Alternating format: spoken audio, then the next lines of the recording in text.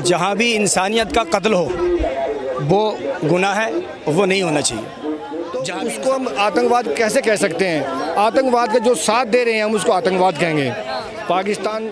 नमस्कार, मैं अमनीसा पाल आप सभी का स्वागत करती हूँ पब्लिक डिजिटल मीडिया में। आपको बता दें, ईरान इजराइल की जंग अभी जारी है, जहां डोनाल्ड ट्रंप कह देते हैं कि सीज फायर हो गया है, दोनों ही देश इसका उल्लंघन कर देते हैं, एक दूसरे पे फिर से हमला जारी हो जाता है। उसके बीच में अब बड़ा सवाल ये उठता है कि अगर युद्ध की स्थिति ज़्यादा पैदा हो जाती है तो भारत को किसके साथ में खड़े होना चाहिए। बार बार मैं फील्ड पे आके पब्लिक से यही ओपिनियन और कहा जाए यही जो चर्चा है वो कर रही हूँ कि भारत को किसके साथ में खड़े होना चाहिए। कई लोगों के अलग अलग जवाब है, कुछ लोग कह रहे हैं ईरान के साथ में, कुछ लोग इजराइल के साथ में। तो ऐसे ही सर से बात करते हैं, आपको क्या लगता है सर, आप क्या सोच विचार रखते हैं कि भारत के रिश्ते और भारत के ताल्लुकात और भारत के सबसे अच्छा व्यापार है वो किसके साथ? इजराइल के साथ। इजराइल के साथ। इजराइल ने 1961 में जो इंडो चाइना वार हुआ था तब से लेके आज तक इंडिया की हेल्प की है। आपकी जो NSG बनी है बेसिकली उसकी इनिशियल ट्रेनिंग भी इजराइल में हुई है। और आपके पास जो अभी एडवांस वेपन्स हैं, चाहे वो आपकी बैराकेड जिसे हम लोग MRSAM या LRSAM कहते हैं, वो भी इजराइल की है। आपके काफ़ी सारे बाकी वेपन सिस्टम, आपके जो एट प्रेजेंट सबसे advance air to air radars जो हैं, जो फिलहाल जगुआर में जो लगे हुए हैं और LCA Mach 1A में आ रहे हैं, वो सारे के सारे एल्टा 2052, ये सारे के सारे इजराइल मेड हैं। तो वाई शुड नॉट, मैं उसके लिए खड़ा क्यों ना हूँ। अब ईरान हमारा दुश्मन नहीं है, बट बात यह कि दोस्त कौन है। ईरान ने कभी इंडिया का साथ दिया, पाकिस्तान के खिलाफ नहीं दिया। 65 के वॉर में ईरान के शाह ने अपने कुछ स्टार फाइटर्स, ईरान के शाह ने प्लस जॉर्डन के राजा ने अपने कुछ स्टार फाइटर्स पाकिस्तान एयरफोर्स में भेजे थे इंडिया के खिलाफ, तो अटैक करने के लिए 65 वार में उनका यूज़ हुआ है। तो why should I stand for Iran. दूसरी चीज़, ईरान का सबसे अच्छा पार्टनर कौन है? चाइना। चाइना पाकिस्तान का भी है। चाइना पाकिस्तान का भी है। चाइना हमारा दुश्मन है, तो why should I stand for them. वो मेरा दुश्मन नहीं है, पर मेरा दोस्त इजराइल है। एंड ये इसे रियल पॉलिटिक्स कहते हैं। आपको रियली में जो चीज़ सोचनी चाहिए, forget about religion, forget about कोई चिट्टर पिट्टर चीज़। जब आपको वेपन्स की रिक्वायरमेंट है, इजराइल आपको प्रोवाइड कर रहा है। इजराइल अपने लेटेस्ट एडवांस, आपके जो अवैक्स है, सारी जो एयर टू एयर वार जो होती है ना, वो बेसिकली अवैक्स के ऊपर डिपेंड करती है। इंडिया के जो A50EI अवैक्स जो हैं, वो एयरक्राफ्ट रशियन है, उनके अंदर जो रडार्स लगे हुए हैं वो इजरायली है। देखिए सर, एक बड़ा सवाल ये उठता है कि जब भी भारत के मुस्लिमों से हम बात करते हैं, मुस्लिम समाज से बात करते हैं, तो उनका ऐसा कहना है कि जो इजराइल है वो मानवता के लिए खतरा है। उसने फिलिस्तीन को तबाह कर दिया, गाजा को तबाह कर दिया, हमास को तबाह कर दिया और ईरान पे भी बेवजह हमला कर दिया। मैं एक सिंपल सा क्वेश्चन है उनसे मेरा, सबसे ज़्यादा पवित्र मुस्लिम देश कौन सा माना जाता है? सऊदी अरब माना जाता है। क्या सऊदी अरब इजराइल के खिलाफ है? नहीं, उसने तो कभी खुल के इस तरीके से बोला भी नहीं। वो तो ये भी नहीं कह रहा है कि हम ईरान के साथ में खड़े हैं। उनकी आपस में कभी लड़ाई भी नहीं हुई है। इनफैक्ट इजिप्ट ने 73 में योम किपुर में अटैक किया था इजराइल के ऊपर। इजराइल ने उनका जो एरिया था वो उन्हें वापस कर दिया, जीत कर वापस कर दिया, वरना सुएज के साथ में इजराइल आ गया था, इजराइल ने वापस कर दिया। एक चीज़। दूसरी चीज़, जब आप अपने देश के बारे में सोचते हो, भाई अगर मुस्लिम ऐसे होते तो दुनिया में 3/4 लड़ाइयाँ ही नहीं होती। ईरान इराक वार, अभी इजराइल और आपका सऊदी अरब और ईरान का चल रहा है। और ईरान ठीक है, ईरान अपनी उसमें वो कर रहा है। क्या ईरान ने इजराइल के खिलाफ जितने भी हिजबुल्ला और ये सारे के सारे ऑर्गेनाइजेशन से उन्हें सपोर्ट नहीं दिया है ना? तो भैया जो बोगे वही काटोगे। लेकिन भारत के मुस्लिम समाज के लोग कहते हैं कि मैं नहीं मानता हूं कि ईरान है वो आतंकवाद को बढ़ावा देता है, लेबनान को पालता है, हमास को पालता है। इस बात हमास टेररिस्ट ऑर्गेनाइजेशन है कि नहीं है? है, सभी मानते हैं, लेकिन भारत के मुस्लिम समाज नहीं मानते। जो नहीं समझ सकता, जो आंख खोल के सो रहा है, उसे आप जगा नहीं सकते। Thank you. क्या नाम हो सर आपका? जी, क्या नाम हो सर आपका? शाकिर रज़ा।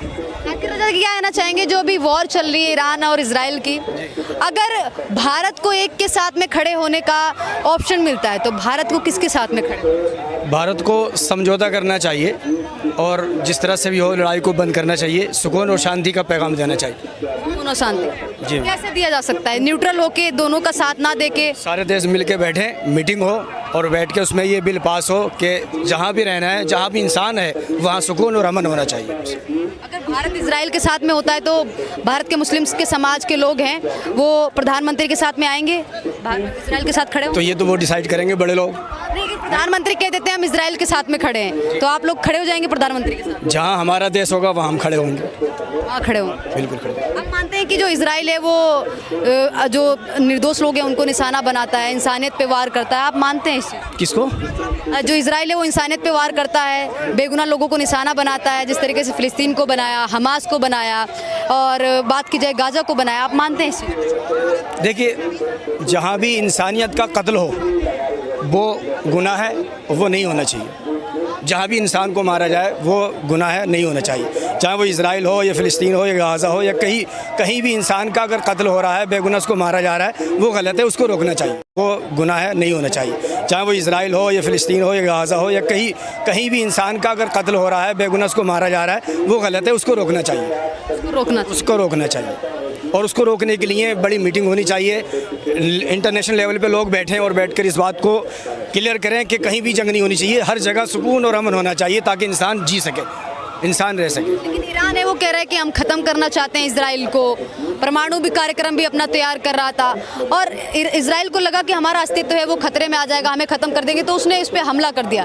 ये हमला करना इजराइल का ईरान पर सही था? मैम, ये तो बड़े लोगों की बात है, हम क्या कह सकते हैं इस बारे में? ये हमारे कहने से क्या फ़र्क पड़ता है?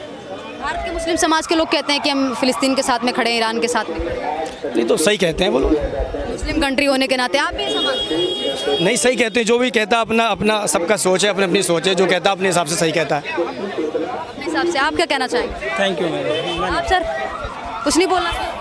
ईरान इजराइल को लेकर नहीं मैम, किसके साथ में भारत को खड़े होंगे? हमें काम से फुर्सत नहीं, हम किसी चीज़ की सोच। आप क्या कहना चाहेंगे सर? क्या कहना चाहेंगे सर? आपने सर की बातें सुनी, सर कह रहे हैं कि जिसकी मर्जी उसके साथ खड़े हो। सवाल किया मैंने कि मुस्लिम के समाज के लोग हैं वो ईरान और इजराइल और कहा जाए जो वॉर चल रही है इसमें गाजा फ़िलिस्तीन और ईरान के साथ में खड़े होना चाहते हैं। देखो, इसमें क्या है, हमारे आम पब्लिक की बात छोड़ो, संसद में भी जय फ़िलिस्तीन बोला गया है, ठीक है। अब इसमें संसद में, हमारी संसद में जय फ़िलिस्तीन जो बोलेगा उसका झुकाव कहाँ पे है? फ़िलिस्तीन। फ़िलिस्तीन कौन है? आतंकवाद।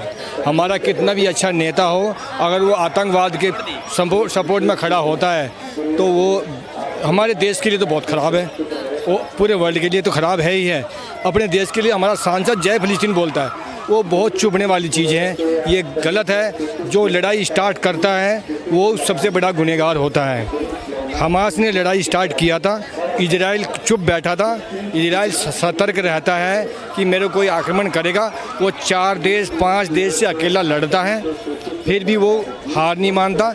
इसलिए हमास जिम्मेवार है, इस जो लड़ाई शुरू हुई है हमास जिम्मेवार है, उसका गुनहगार जिम्मेवार हमास ही है, आतंकवाद भी है और जिम्मेवार भी वही है इसमें। लेकिन मैं जब वो कल प्रोटेस्ट आपने सुना होगा, शायद नहीं भी सुना होगा, जंतर मंतर पे कल मुस्लिम समाज ने इजराइल के खिलाफ प्रोटेस्ट किया था। वहाँ पे इस तरीके के नारे लग रहे थे जो इजराइल है वो आतंकवाद है, आतंकवादी कंट्री है, जबकि अगर हम इजराइल का इतिहास उठा के देखें तो उसने दुनिया को बहुत सारी ऐसी चीज़ दी हैं जो शायद किसी और देश ने नहीं दी है। चिकित्सा व्यवस्था की बात करें, हम कृषि व्यवस्था की बात करें, हम टेक्नोलॉजी आधारित व्यवस्था की बात करें, हम ड्रोन्स की बात करें, हम बहुत सारे सेना के जो काम आती है चीज़ें उनकी बात करें, मतलब जितनी भी टेक्नोलॉजी आधारित ऐसी चीज़ें हैं, जितनी भी जो एक कहा जाए बढ़ने में, जो एक विकास होने में, विकासित देश किसी को बनाने में हेल्प करता है, सब में उसका योगदान रहा है। और कई बड़े बड़े बिजनेसमैनों को भी उसने पैदा किया है दुनिया में, जो बड़े बड़े बिजनेसमैन हैं। उसके बाद उसको एक आतंकवादी कंट्री कह देना,